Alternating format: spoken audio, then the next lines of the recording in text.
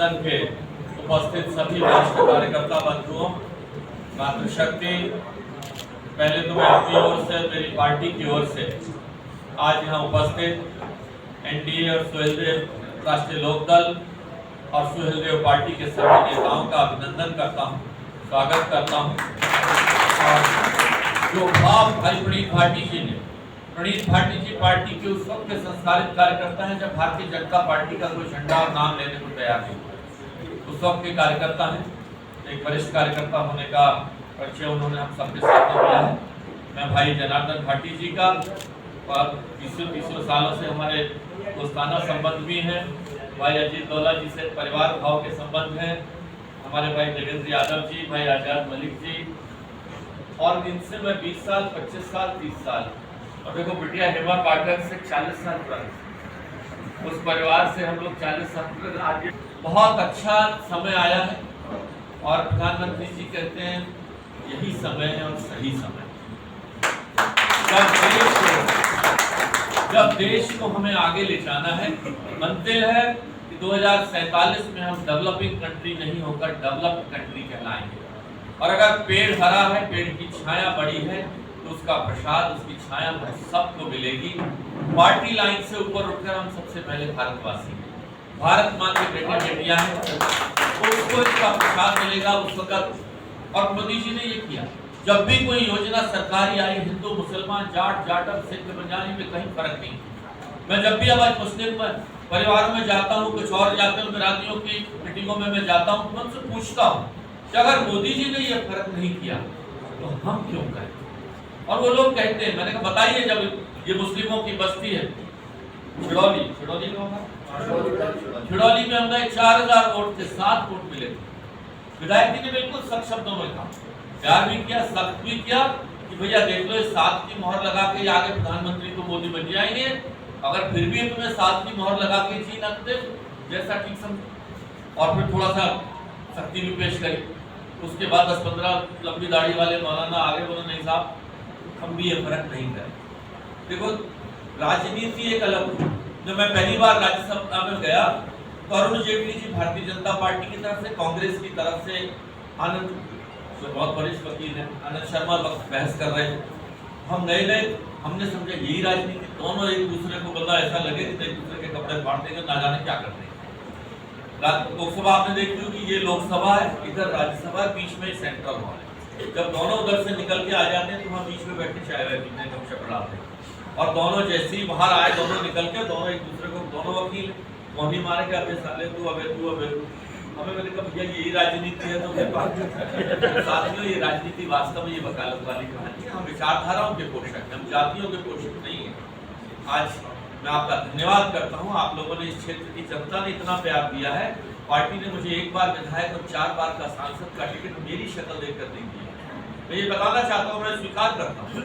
मेरे पास जब मैं शहर में आया था 41 साल पहले, 1 नवंबर 82 को, जो खाली आता, यहाँ के लोगों ने मुझे प्यार, सम्मान, जात बिरादरी से ऊपर उठकर एक दिन तो गुजर बिरादरी के कुछ लोग बैठे थे, जहाँ एक बुजुर्ग को कम दिखाई देता था, तो वो बोले हमारे गुजरों में तो ये बालक महेश ठीक। दूसरे ने कहा ये गुजर का नाम है, पंडित का है, तो बोले ना तुझे ना पता, ये गुजरी है।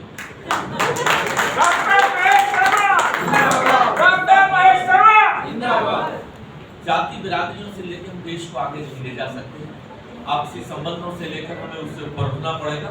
मुझे पार्टी का सांसद होने के नाते 1206 अपने यहाँ गाँव है, 1206 गाँव में से 903 गाँव में अभी तक विजिट कर चुका हूँ। करीबन 300-325 गाँव अभी बाकी है, जो अभी होने जाने बाकी है। उसमें जो बहुत अच्छा भाई जनार्दन ने कहा कि योजनाबद्ध तरीके से अगर हम काम करेंगे तो ही इलेक्शन का आनंद आएगा। और 582 हमारी हाई राइज सोसाइटी है, जिसमें से 523 सोसाइटियाँ हम लोग विजिट कर चुके हैं। करीबन 60-70 सोसाइटी अभी भी बची हैं। इनमें हम लोग जिनका नए हैं उसकी लिस्टें हम संगठन को दे देंगे। भाई गजेंद्र मावी जी ने भी एक कह दिया कि व्हाट्सएप कॉमन ग्रुप हम सबका बन जाएगा। कोई भी सूचना जो आएगी तुरंत उस व्हाट्सएप पर आएगी। कार्यकर्ताओं से अपेक्षा है, कोई आपस में कोई सुझाव हो, कोई हल्की बात हो तो उस व्हाट्सएप ग्रुप पर ना डालें। अगर है तो अध्यक्ष से बात करें, आपस में 2 अध्यक्ष मिलकर बात करें। इस तरह की कोई अच्छी मतलब छोटी बात ना। तो साथियों, मैं पुनः विश्वास दिलाता हूँ जो भाई हमारे पार्टी जी जनार्दन ने कही है, हम सब लोग एक परिवार के, भारत माँ के बेटे हैं और समान विचारधारा वाले लोग ही मिले।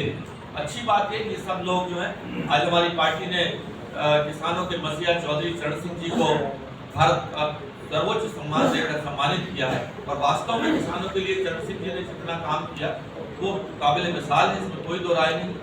हम सब आपस के भेदभाव, कहीं किसी की जाति बिरादरी से ऊपर उठकर, अगर कोई समय है जहां आप मुझे कहेंगे, मैंने लगभग सभी के यहाँ मैं आया हूँ, कुछ जो एक दो लोग रह भी गए जो उन्होंने टिकट मांगने में मेरे सामने भी जिन्होंने टिकट मांगा, मैं सबसे पहले उन्हीं के सबसे पहला फोन मैंने उन्हीं को किया। भैया टिकट मांगने का 7 लाइन में थे, मुझे टिकट मिल गया है तो आप मदद करो पार्टी को, और भविष्य अच्छा है, आने वाला समय अच्छा है। और अभी दिक्कत आई, अब हमारा आपने देखा एक व्यक्ति बड़ा टेंशन में, और वो है इंद्र नागर। तो सवेरे बेचारे ने सोचा मैं सवेरे का टाइम किसको दूं, दोपहर का किसको दूं, शाम का किसको दूं। अब वो हमारे जो दूसरे प्रत्याशी का, जो समाजवादी पार्टी से उन्हीं के गाँव से, तो अगला तय का क्या है, सवेरे उनका स्वागत करूंगा, शाम को हमारा स्वागत करूंगा। और हमारे जिलाध्यक्ष जो है ये भी बड़े चिंतित, इनकी रिश्तेदारी है वहाँ उसी गाँव, उनकी विदाई तो हम ले आए। तो भैया ये सब लोग आएंगे आपके पास, इनसे ये पूछ लेना, नाश्ता पूरा कराना, खाना खूब खिलाना, विदाई के 101 बनते हो तो 200 रो देना, उसमें कंजूसी मत करना, ठीक है। कमी पड़ जाए तो जनार्दन जी से ले लेना। विदाई पूरी करना सम्मान के साथ, ढोल बाजे के साथ, लेकिन बाद में ये पूछ लेना, देखो भाई ये बताओ, ये चुनाव विधायक सांसद का, मंत्री का है, ये चुनाव देश के भविष्य का है, देश के भाग्य का है, देश के प्रधानमंत्री का चुनाव है। अगर बहन जी हमारी अगर प्रधानमंत्री बन रही, यूपी में एक भी सीट नहीं, एक भी नहीं, अगर प्रधानमंत्री बन रही हो तो भैया तू हम आगे चल, हम तेरे घर चल, और अगर नहीं बन रही हो तो तू हमारे पीछे, जो बनने की कोई उम्मीद है। यही स्थिति समाजवादी पार्टी की, 3 सीट है पूरे, 3 सीट वाले 273 सीट में सरकार बनी, तो कहां से बन जाएगा। प्रधानमंत्री नहीं बन रहे तो भैया क्यों हमारा जो वोट की वो भी गड्ढे में डलवा रहे बदनामी, और हमें अब तो रहेगा ये सोच के भैया गलत फहमी में मत रहना, हम जीत गए जीत जाएंगे। ये राजनीति एक अनिश्चितताओं का खेल है, क्रिकेट और राजनीति, इनमें से अनिश्चितता अगर खत्म हो जाए कि खेल दोनों खत्म। अगर ये हो जाए कि सचिन तेंदुलकर छक्का मारेगा तो खरबों रुपए का सट्टा लग जाएगा, खरबों रुपए का सट्टा लग जाएगा, लेकिन ये नहीं पता 0 पे आउट होगा, छक्का मारेगा।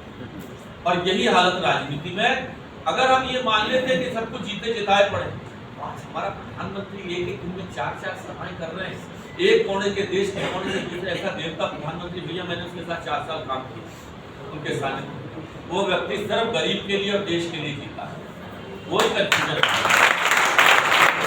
लेकिन वो कह रहे हैं 3 साल का हो गया, मुझे कहाँ सभाएं लगवाओ मेरी। अच्छा, संगठन वाले बेईमान होते हैं इस मामले, प्रधानमंत्री जी एक मीटिंग यहाँ और दे दो, एक सभा यहाँ और लगा लो, एक चलते हुए बीच में हेलीकॉप्टर यहाँ रोक लेना, ये करते बोले कहाँ तक करो। लेकिन उन्होंने एक बहुत बड़ी बात कही, आज ये वो कार्यकर्ता बैठे हैं जो वास्तव में चुनाव के संयोजक है पूरी लोकसभा सीट। मैं वो सारे देखिए, सुरेश शर्मा जी खुर्जा से आए, कौशल अरविंद जी जहांगीरपुर से आए, प्रधान जी कहाँ से गाजीपुर से चलकर आए। मैंने अभी अपनी याददाश्त टेस्ट करने की कोशिश करी, यहाँ 97-95% लोगों को मैं नाम से बुला सकता हूँ। अच्छी बात मुझे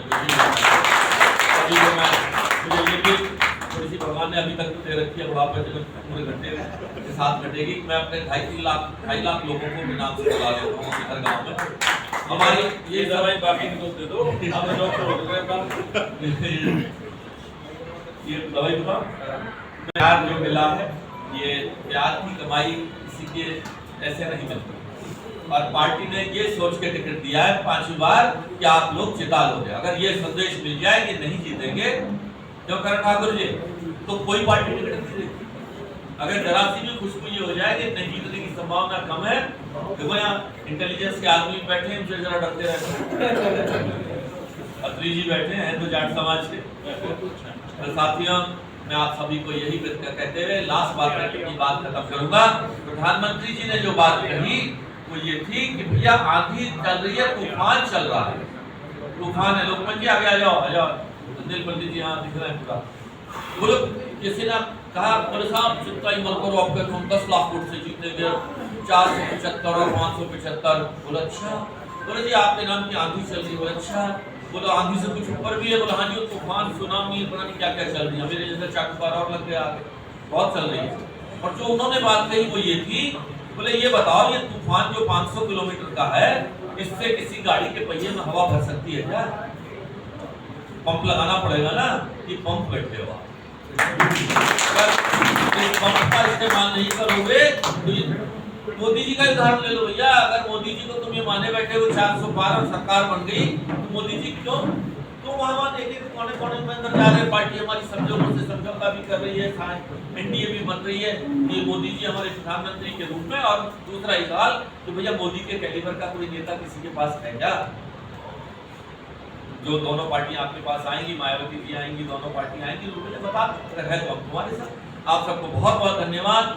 सभी लोग चाय लेकर भी कर जाएं और अपना हक समझ के, कोई जाति की वाली बात, हल्की बात, सारे स्टेटमेंट्स आपस में आगे पीछे फोन पर, व्हाट्सएप पर, सोशल मीडिया पर कृपया ना डालें। कृपया अगर किसी में दिल में कोई भाव ऐसा आ जाए, कोई किसी की भावना से नाराज हो जाए, तो अपने अध्यक्ष या अपने शीर्ष नेतृत्व को बनाए, वो आपस में बैठ के उस बात से विषय का समझौता। और प्रणीत जी ने लाइन खींच दी है कि हमें अपने से ज्यादा अपने आने वाले मेहमानों का सम्मान करना है, इसमें कोई दो राय नहीं है। मैं इन शब्दों के साथ आप सबको धन्यवाद देता हूँ।